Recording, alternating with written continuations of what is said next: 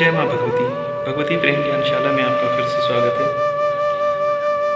आज जो कहानी सुना रहा हूँ ये आपके व्यवहार से रिलेट करती है और आपका व्यवहार कैसा है और क्या आपको दर्शाता है आपके परिवार के बारे में ये पता चलेगा। एक बार एक व्यक्ति था, वो राजा के पास गया और राजा जी मुझे कोई काम दे दीजिए।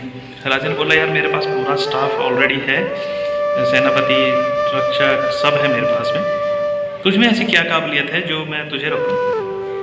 तो राजा जी मेरे पास एक ऐसा हुनर है कि कुछ दिन साथ रहने के बाद मैं ये बता सकता हूँ कि इस आदमी या जानवर का बैकग्राउंड क्या है और वो कैसे से संबंध है।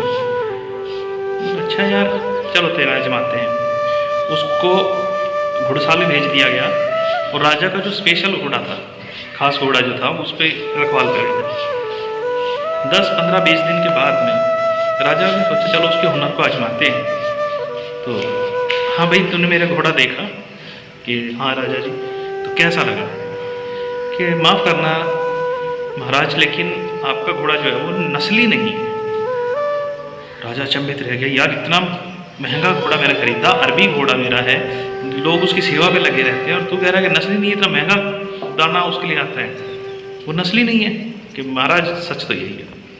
महाराज ने जिससे घोड़ा खरीदा था उसको बुलाया कि सच बताओ क्या है, नहीं तो सर कलम हो जाएगा। उसने बताया कि महाराज घोड़ा आपका नस्ली है, लेकिन बचपन में ही इसकी माँ जो है इसको छोड़ के मर गई थी, तो ये घोड़ा जो है वो गाय के साथ मैंने बांधा था, उसलिए थोड़ी सी आदतें गाय वाली इसकी है। ये बात राजा को भी बड़ी अचंभित लगी।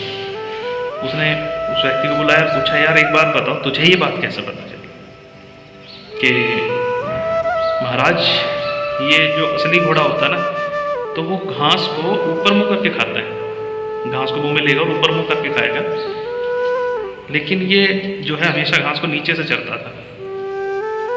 तो इससे पता चलता था ये खानदानी नहीं है। राजा बड़ा प्रभावित हुआ कि बड़ा बारीक ज्ञान है, और राजा ने उसको खुश होकर के बकरियां, मुर्गियां ये तोहफे में दी और बोला राजा ने कि अब एक काम कर, मेरी रानी के बारे में पता लगा। ठीक है महाराज। रानी के दरबार में अपॉइंट कर दिया गया, वहाँ गया, कुछ दिन रहा। महीना 2 महीना के बाद जब राजा ने पूछा कि बता भाई क्या है, तो महाराज सजा मत देना, सच तो मैं बता दूँ। अरे ऐसी क्या बात है भाई, नहीं बस सजा मत देना। कि ठीक है तेरी सजा कोई नहीं होगी, तू सच बता कि खानदानी नहीं है। राजा चौंक गया उनसे, यार इतने बड़े महाराज की बेटी, इतने सल्तनत की ये मालकिन है अब इस समय, और आप कह रहे हो कि नहीं कैसे। तो उस राजा ने अपनी सास को बुला लिया, सास से पूछा कि सच सच बताओ क्या है, अपनी बेटी को तो छोड़ूंगा नहीं। तो उसकी सास ने बताया देखो महाराज आपके पिताजी और इनके पिताजी जो थे वो मित्र थे, और इनमें एक करार हुआ था कि जिसके घर में बेटा या जिसके घर बेटी होगी उन दोनों की शादी हम करा देंगे। हमारी बेटी हुई लेकिन वो कुछ दिनों के बाद गुजर गई। अब हमारे राजपाट को संभालने वाला भी कोई नहीं था और ना ही इस वचन को पूरा करने वाला, तो हमने एक दासी से इसको गोद ले लिया था। राजा बड़ा अचंभित रह गया, यार मुझे इस बात का पता नहीं था और इसको कैसे पता लगा। तो राजा ने उसको बुलाया, खुश हुआ राजा, और फिर से उसने मुर्गियाँ, बकरे, जानवर उसको दे दिए, गाय भैंस वगैरह। तो चलो ठीक है, लेकिन ये बता तुझे पता कैसे चला। महाराज माफ़ करना, लेकिन इसका जो अपने कर्मचारियों से बात करने का जो तरीका है ना, जिस हिसाब से उससे बात करती है, ये खानदानी की सौम्यता नहीं है इसमें।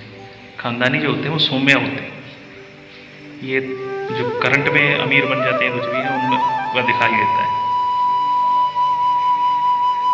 राजा बड़ा खुश हो गया कि अब तू मेरे बारे में बता कि महाराज आपको देखते तो इतने दिन हो गए, अगर जान बख्श दो तो मैं भी बता दूँ। मेरे बारे में भी कुछ ऐसा है कि हाँ महाराज बता, यानी जान की दुहाई चाहिए, जान से नहीं मारोगे आप मुझे कि नहीं मारूंगा। तो महाराज खानदानी तो आप भी नहीं हो। तो राजा चौंक गया, भाई ऐसे कैसे, और 2-3 बातें सच निकली थी।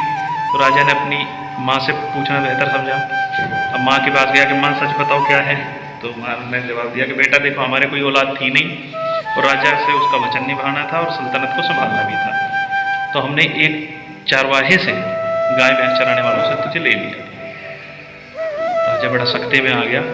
फिर उससे जाकर पूछा यार ये बात मुझे ही नहीं पता चली, मेरी माँ ने आज तक छुपा के रखी मुझसे, तुझे कैसे पता चला कि महाराज अगर आप असली राजा के बेटे होते हीरे जवाहरात महल अशरफियाँ ये देते, आप देते थे गाय घोड़े भैंस मुर्गियाँ, तो इससे पता चलता था आप असली राजा के घर से नहीं।